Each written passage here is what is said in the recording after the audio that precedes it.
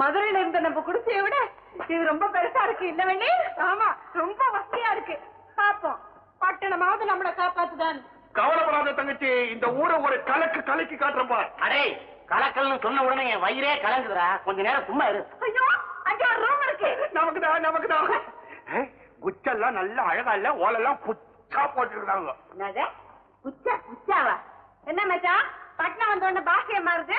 அஜே, ஊருக்கு தகுந்த மாதிரி பாஷை மாத்தினாதான் பழிக்க முடியும். நான் பச்சோஞ்சி மாதிரி மரத்துல இருந்தேன்னு வச்சுக்கோ அதே நேரத்துல இருப்பேன், இலையில இருந்தேன்னு வச்சுக்கோ அதே நேரத்துல இருப்பேன். செவப்பு பூ தான், நானும் செவப்பா இருப்பேன். ஐயா, நீ தான் அப்படி மாறுவியா?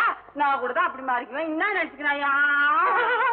நீ போயிட்டு அடே நின்னு பேசிட்டே இருக்கிறியடா, வண்டியில இருக்க சாமான் போய் எடுத்துடா போ. என்னப்பா வந்தது வராதுமா மச்சான விரட்டுற? பாவம் மச்சான். பட்டணத்துக்கு வந்து பூ கட்ட ஆரம்பிச்சாச்சா? ஐயா, கட்டிக்கிறதுக்கு முன்னாடி உன் மச்சான்கிட்ட ஒட்டிக்கிற பெரியாள் தான் சொக்கி நீ. ஏய், இதெல்லாம் பேசுனேன் நான் வெட்கப்படுவேன் தானே நினைச்சேன்.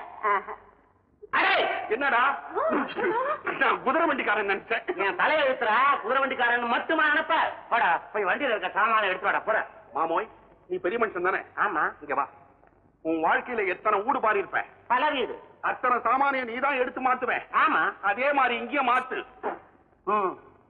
எனக்கு வேணும்டா. அப்பா வர்றதுக்குள்ள நம்ம வீட்டெல்லாம் சுத்தமா பெருக்குவோம். அங்க இருக்கு